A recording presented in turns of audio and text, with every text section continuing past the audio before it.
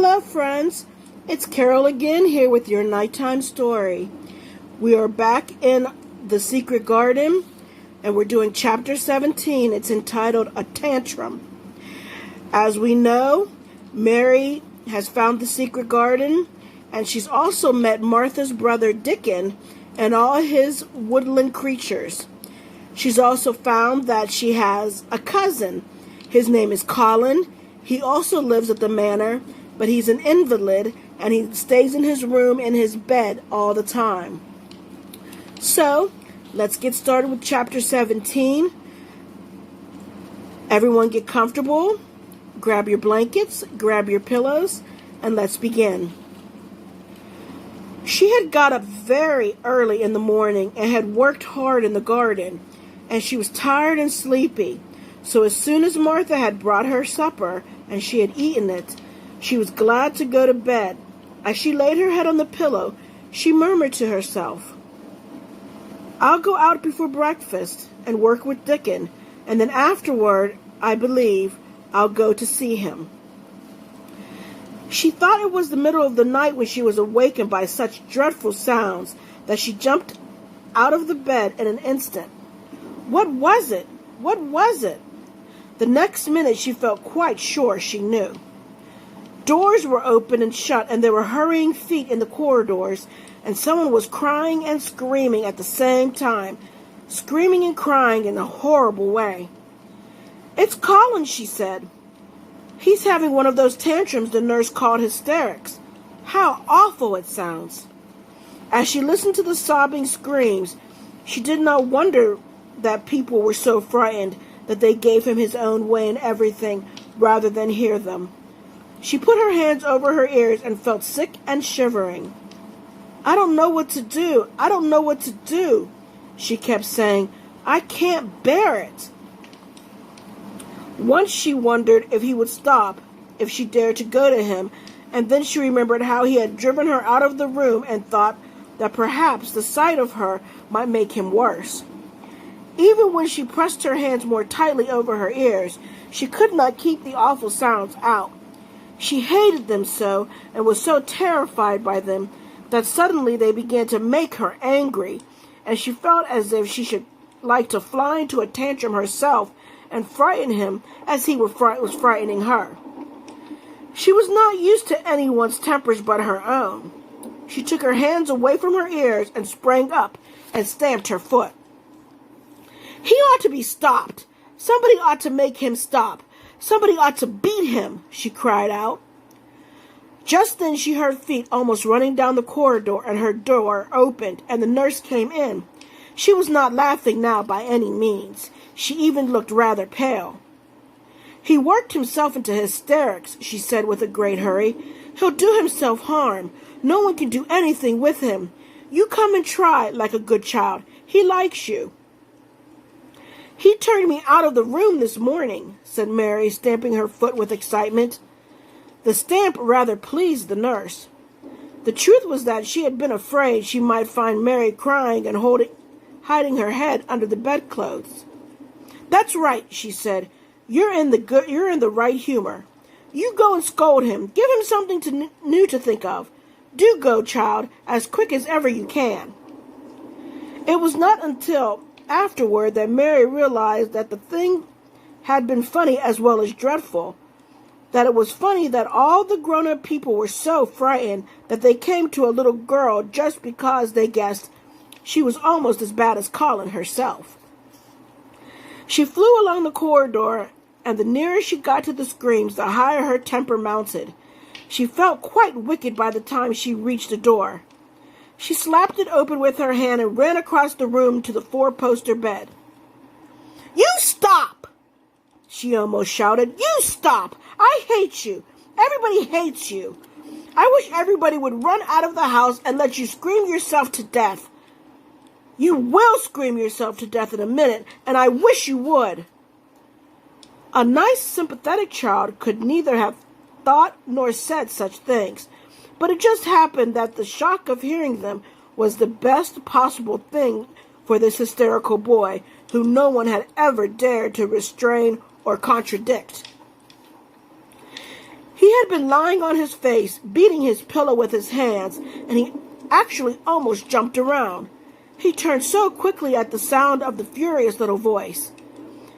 His face looked dreadful, white and red and swollen, and he was gasping and choking, but savage little Mary did not care an atom. "If you scream another scream," she said, "I'll scream too, and I can scream louder than you can, and I'll frighten you. I'll frighten you." He actually stopped screaming because she had startled him so. The scream which had been coming almost choked him. The tears were streaming down his face, and he shook all over. "I can't stop," he gasped and sobbed. "I can't." "You can," shouted Mary. "Half that ails you is hysterics and temper. Just hysterics, hysterics, hysterics." And she stamped each time she said it. "I felt the lump. I felt it," choked out Colin. "I knew I should. I shall have a hunch on my back, and then I shall die." And he began to writhe again and turned his face and sobbed and wailed, but didn't scream. "You didn't feel a lump," contradicted Mary fiercely. "If you did, it was only a hysterical lump. Hysterics makes lumps. There's nothing the matter with your horrid back, nothing but hysterics. Turn over and let me look at it." She liked the word hysterics, and felt somehow it was as it had an effect on him. He was probably like herself and had never heard it before. "Nurse," she commanded, "come here and show me his back this minute." The nurse, Mrs. Medlock, and Martha had been standing huddled together near the door, staring at her, their mouths half open. All three had gasped with fright more than once. The nurse came forward as if she were half afraid. Colin was heaving with great, breathless sobs. "Perhaps he won't let me," she hesitated in a low voice. Colin heard her, however, and he gasped out between two sobs. "Show her. She'll see it." It was a poor, thin back to look at when it was bared. Every rib could be counted and every joint of his spine, though Mistress Mary did not count them, as she bent over and examined them with a solemn, savage little face. She looked so sour and old-fashioned that the nurse turned her head aside to hide the twitching of her mouth. There was just a minute's silence, for even Colin tried to hold his breath while Mary looked up and down his spine and down and up, as intently as if she had been the great doctor from London. "There's not a single lump there," she said at last. "There's not a lump as big as a pin, except backbone lumps, and you can only feel them because you're thin. I've got backbone lumps myself, and they used to stick out as much as yours do, until I began to get fatter, and I'm not fat enough yet to hide them. There's not a lump as big as a pin. If you ever say there is again, I shall laugh." No one but Colin himself knew what effect those crossly spoken childish words had on him. If he had ever had anyone to talk to about his secret terrors, if he had ever dared to let himself ask questions, if he had had childish companions, and had not lain on his back in the huge closed house, breathing an atmosphere heavy with the fears of people who were most of them ignorant and tired of him, he would have found out that most of his fright and illness was created by himself. But he had lain and thought of himself and his aches and weariness for hours and days and months and years. And now that an angry, unsympathetic little girl insisted obstinately that he was not as ill as he thought, he was actually felt as if she might be speaking the truth. "I didn't know," ventured the nurse, "that he thought he had a lump on his spine. His back is weak because he won't try to sit up. I could have told him there was no lump there." Colin gulped and turned his face a little to look at her. "Could you?" he said pathetically. "Yes, sir." "There," said Mary, and she gulped too. Colin turned on his face again, and before his long-drawn, broken breaths, which were the dying down of his storm of sobbing, he lay still for a minute, through great tears streamed down his face and wet the pillow. Actually, the tears meant that the great curious relief had come to him. Presently, he turned and looked at the nurse again, and strangely enough, he was not like a Raja at all as he spoke to her. "Do you think I could live to grow up?" he said. The nurse was neither clever nor soft-hearted, but she could repeat some of the London doctor's words. "You probably will if you do what you're told to do, and not give way to your temper, and stay out a great deal in the fresh air." Colin's tantrum had passed, and he was weak and worn out with crying, and this perhaps made him feel gentle. He put out his hand a little toward Mary, and I am glad to say that, her own tantrum having passed, she was softened too, and met him halfway with her hand, so that it was a sort of making up. I'll go out with you, Mary," he said. "I shan't hate fresh air if we can find—" He remembered just in time to stop himself from saying, "if we can find the secret garden." And he ended, "I shall like to go out with you if Dickon will come and push my chair. I do so want to see Dickon and the fox and the crow." The nurse remade the tumbled bed and shook and straightened the pillows. Then she made Colin a cup of beef tea and gave a cup to Mary, who really was very glad to get it after her excitement. Mrs. Medlock and Martha gladly slipped away, and after everything was neat and calm and in order, the nurse looked as if she would gladly slip away too. She was a healthy young woman who resented being robbed of her sleep, and she yawned quite openly as she looked at Mary, who had pushed her big footstool close to the four-poster bed and was holding Colin's hand. "You must go back and get your sleep out," she said. "He'll drop off after a while, if he's not too upset. Then I'll lie down myself in the next room." "Would you like me to sing you the song I learned from my ayah?" Mary whispered to Colin. His hand pulled hers gently, and he turned his tired eyes on her appealingly. "Oh, yes," he answered. "Such a soft song. I shall go to sleep in a minute." "I will put him to sleep," Mary said to the yawning nurse. "You can go if you like." "Well," said the nurse with an attempt at reluctance, "if he doesn't go to sleep in a half an hour, you must call me." "Very well," answered Mary. The nurse was out of the room in a minute, and as soon as she was gone, Colin pulled Mary's hand again.